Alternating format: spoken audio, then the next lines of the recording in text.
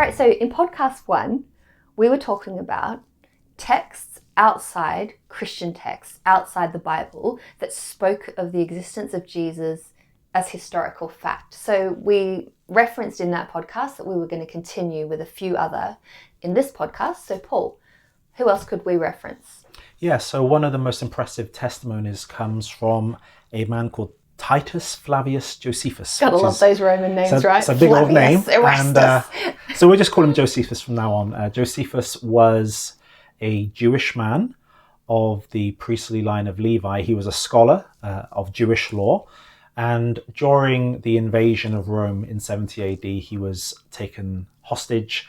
And because he was a very learned man, able to write and reconstruct the history of the Jewish people, the Romans actually commanded or ordered him to write a history for them of the Jewish race, of the Jewish people. So what's really interesting is that during this, he begins to talk about John the Baptist, Jesus's brother James, and he actually references Jesus of Nazareth. And I'm just going to read this to you. And we're reading the account of Josephus from the Arabic version. And the reason we're using this is because historians believe this is more authentic to the original text of Josephus. So can I just clarify? So this Sure. It's the Arabic version, but it was written by a Jewish scholar, and he's mentioning people that are also mentioned in the Bible, but they were Jews. John the Baptist, Jesus, they were of the Jewish nation. Is that correct? Sure. So when you read the writings of Josephus, he basically starts in Genesis and writes the entire history of the Jewish people right up until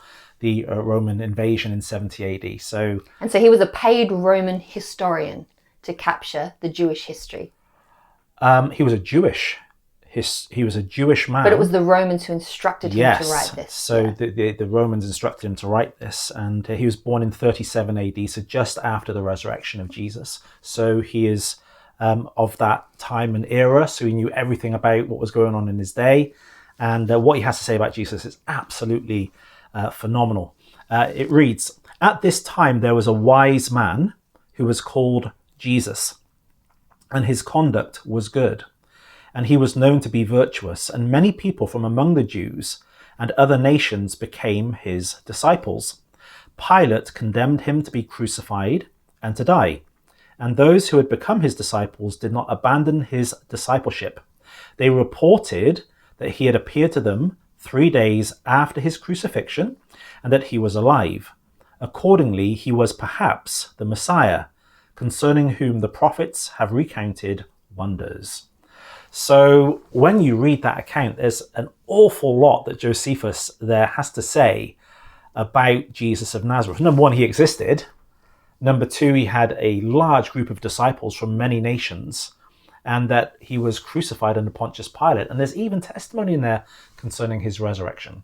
I find it interesting because, as we know even today, modern Israelis, modern Jewish followers don't necessarily consider Jesus to have been the Messiah.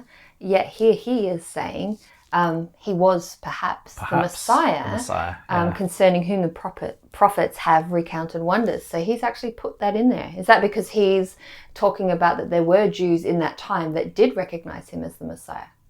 Sure, because we need to understand that Christianity to begin with was not a Gentile faith system. It was Gentile meaning? Non-Jew. Yeah, so it was a Jewish faith system. Christianity, or as it was known, the Way, was a sect within Judaism. And what you had in the first century was this explosion of faith and belief in Jesus in Jerusalem, in Judea, in the land of Israel. So much so that many of the priests, the Levitical priests, became followers of Jesus. And so Josephus himself probably was not a believer in Jesus as the Messiah. However, he understood the significance of this man's life and the explosion that took place.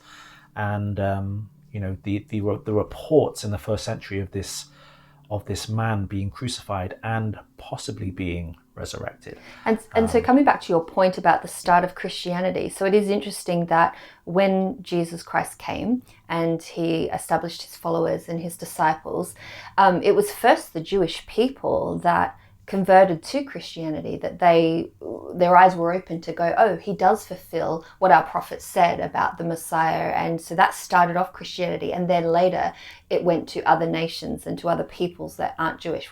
That's what we mean by Gentile. That's Absolutely. how Christianity started. Yes.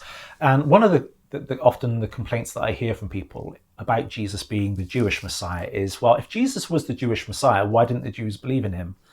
Well, they did. Yeah.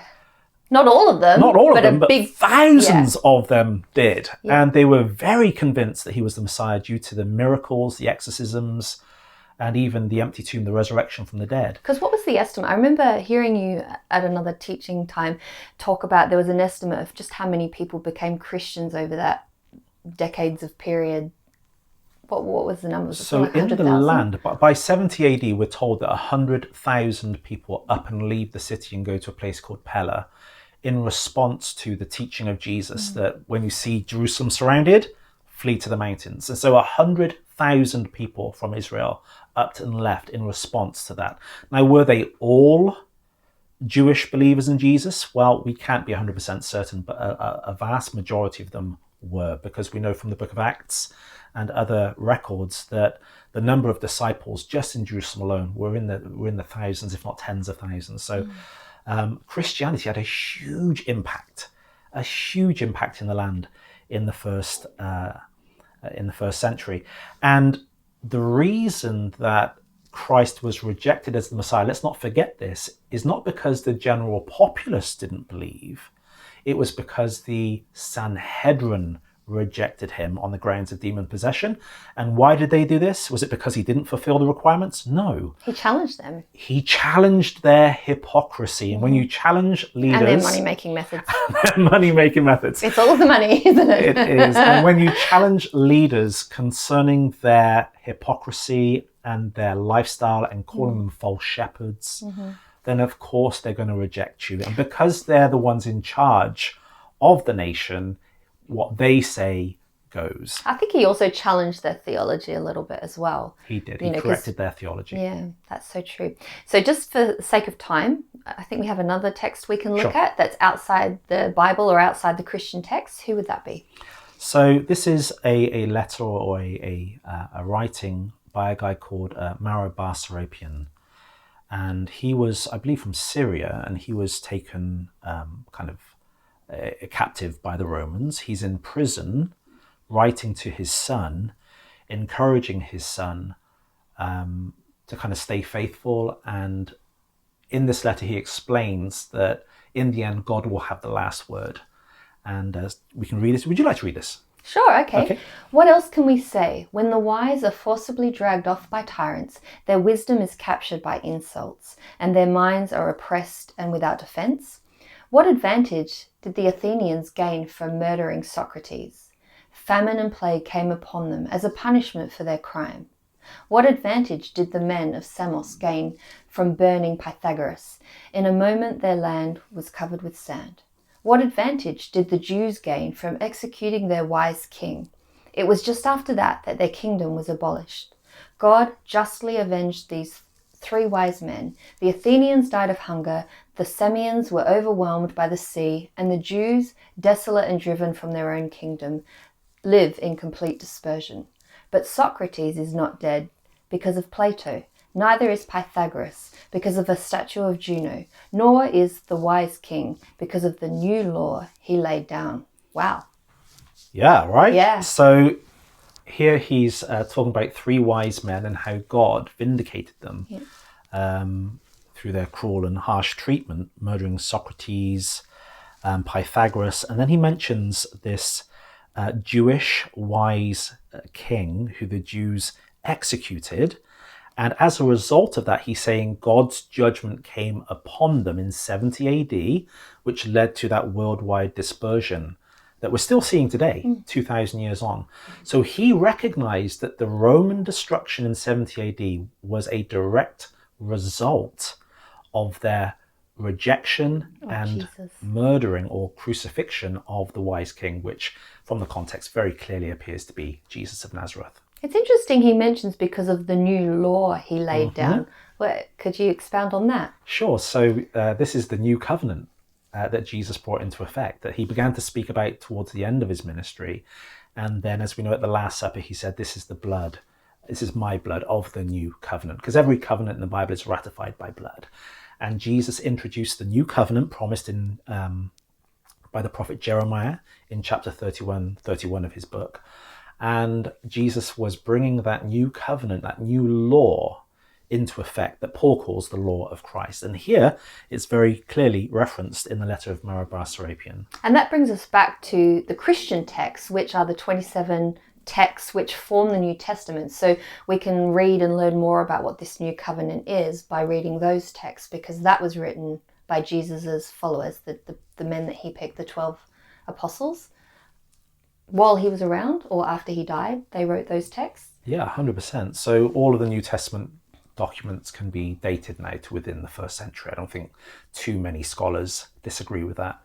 And what's so exciting is that as you read these 27 documents of the New Testament, you look at this extra biblical evidence for Jesus, and it just confirms everything the New Testament tells us about him. So we can have a strong faith that not only did Jesus exist, but he really was the Messiah of Israel.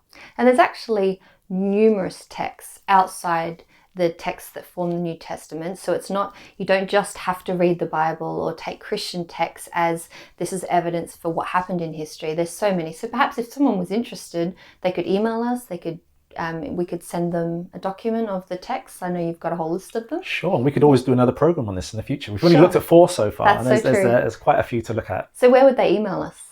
So they could email us at admin@reasonablefaith.uk. Brilliant. All right, well, that's all for today. Till next time. Cheers.